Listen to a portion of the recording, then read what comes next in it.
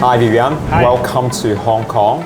Thank you. Can you say hi to our fan and explain why you are in Hong Kong? Say hi to the local people here in Hong Kong, and I am here in Hong Kong to celebrate the opening of our first Hamilton store here in Hong Kong, which is the second one in Asia. It's the second in Asia. It's the second one in Asia. The first one, our flagship, has been opened a few years ago in Tokyo, Cat Street, in a very nice location, and really happy to find such typical location here in Hong Kong as well to express the value of the brand. Many congratulations. Thank you. Can I ask you why Hong Kong is the second flagship in Asia? Because many people actually complain Hong Kong retail is not so good. Don't listen to the people. I think you have to make your own decision. So opening a store is not something that you do in a couple of months. I mean, it's a long strategy, it's a planning. You have to understand if there is the demand, if there is the brand awareness to generate sales. But we decided to open in Hong Kong because we have a public, an audience that is very, very into watches, that like the character of our watches. And we have seen that due to the pandemic, a huge reduction of retail networks. So we lost about 30-40% of our distribution during the pandemic. So we decided to take the chance to open our own corporate, to serve our customer, to give information of our product, and to share the emotion of the brand. Nice. So here we are in your store. It's a very, very beautiful one. Can you let us know what's so special about this flagship? At Hamilton, we try to bring something a little bit different. So we try not to be followers, we try to inspire the people. And of course, I mean, our roots are American. We were born in 1892 in Lancaster, Pennsylvania. And that's why, I mean, what you see here around, we try to give this American touch, the loft style of the brand. And that's why we use this kind of furniture and this kind of spirit in our retail store. Yeah, I really enjoy the vibe in your shop. And on top of that, I would actually like to know, as a CEO, in terms of your duty, what you enjoy and hate the most? I think the most enjoyable part is to have a 360 degrees. I mean, before I was working really in the sales department, and now you have to start talking about technical issues, about quality issues, about logistic challenges, to really dig into the roots of the brand, to understand what you have to do with the brand. We have so many good projects that sometimes I'm so optimistic, so enthusiastic about the brand that I want to share this great project that we have in the pipeline, but I have to keep my mouth cloud, and I think that's something that is difficult for me. So in the past number of years, we see a very obvious trend that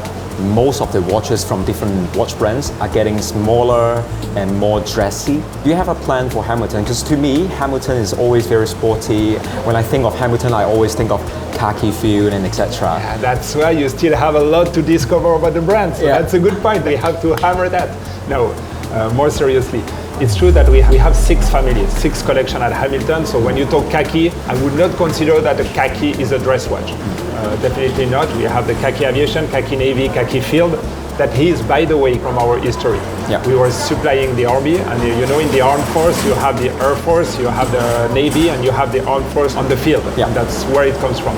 But if you take the 3 other collections, I mean, when you talk about Ventura, Ventura is a design watch. Ventura was designed by Richard Arbib. It's a dressy product with style, I would say. So this is something that is dressy. Or our American Classic. American Classic, we have a lot of vintage watches, or inspired from the past, like the Hamilton, the Lady Vintage, which is inspired from the 20s, from the 30s. It was the Art Deco period. It's very, very dressy. So we do have some collection, but I agree, we are more masculine male brand, and there is a good opportunity for us, but we have to keep the spirit of the brand. We have to keep the strong DNA of the brand instead of just trying to follow the trend and just to do something. So we have to find our way, and we are working on some project. But yes, I agree, we can see a trend of watches getting a little bit smaller, but we have in the Jazzmaster collection 34, 36 millimeter as well. Once again, we are very strong with automatic movement, and automatic are a little bit bigger than the quartz one, but there is opportunities for Hamilton to grab some share and to offer alternative, because we see that there is demand for the brand. Yeah, that's a very, very obvious trend. So I mean, our fan would be very glad to know about your plan.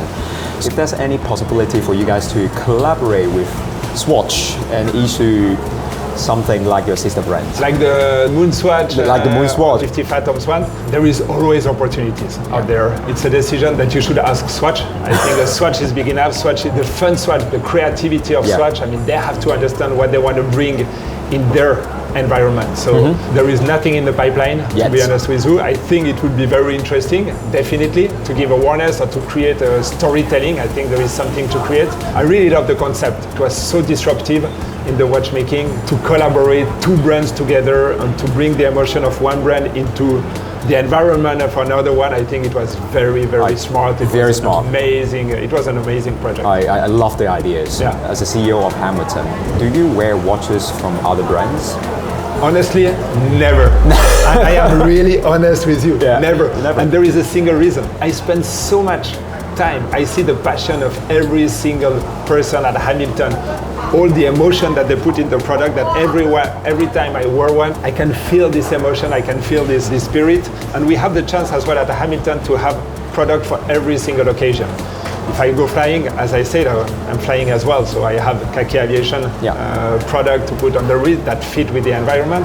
If I go outside for a dinner and I want to create a little bit talk around watches, then I'm going to wear a PSR. If I want to be a little bit more fashion or stylish, I could wear a Ventura or a khaki field. If I go hiking, I'm going to put a khaki field. So you have everything you need already. I have everything in-house to not to have to choose another brand. So really, honestly, I'm never wearing another brand since 2007. Maybe I should try once, but I'm sure I'm not going to get the same emotion. You're not going to feel good. Exactly. What is your favorite watch out of the whole Hamilton collection? You ask me to choose one of my baby outside of all the others. I mean, nobody's going to do this. And only one. If I have to choose only one for myself, I am a pilot as well. I'm flying, so from my personal choice, when I have to choose a watch for myself for the flying, it's a khaki X-Wind. Call it with sand PVD, with this camouflage on the dial. I think it's very characteristic. It's something that talks to me. Absolutely. The other question that many of our fans would like to know is if there's any possibility to reissue a watch from Oppenheimer. There's a movie and Hamilton is like highly correlated with each other. We were expecting this reaction. I mean, you know, Oppenheimer, Christopher Nolan and his team contacted Hamilton to say, okay guys, we are shooting Oppenheimer. We need watches from the 30s. So we pull out the drawers of our archive, we send them picture, they ask us some product to send them, and then they dig into the brand and they ask us for product that we didn't have.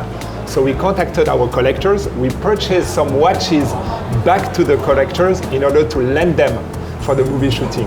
So you can see, I mean, this connection. So it was really cool. Unfortunately, nowadays, it's really sad to say, but we are not able to produce watches that we were producing in the 30s. In the past. It's technical reasons. First of all, the movement we are using are longer power reserve, they are a little bit thicker, there is more control for homologation and so on. So they are a little bit thicker, it's difficult to encase in exactly the same case that we were doing, and also the material that we were using in the past with the radium, with the brass. It's material that you are not allowed to use anymore the same ways as almost 100 years ago. But we are working on it, and potentially one day we'll try to make this happen. I'm sure you'll find your creative way to make it happen. We will work on it. Yeah. Is there anything that you would like to speak to our fans in Hong Kong? I invite them to come here to get some emotion, to get the value of the brand, to get the qualitative service from our colleagues, from our team at the Hamilton in Causeway Bay. And I'm pretty sure that you have a lot to discover about the brand. So take your time, dig into the brand, enter in the world of Hamilton, and I'm sure that you're going to love it. All right. Thank you so much. Thank you very much. Yes. Thank you. Thank you so much, Vivian. Thank you.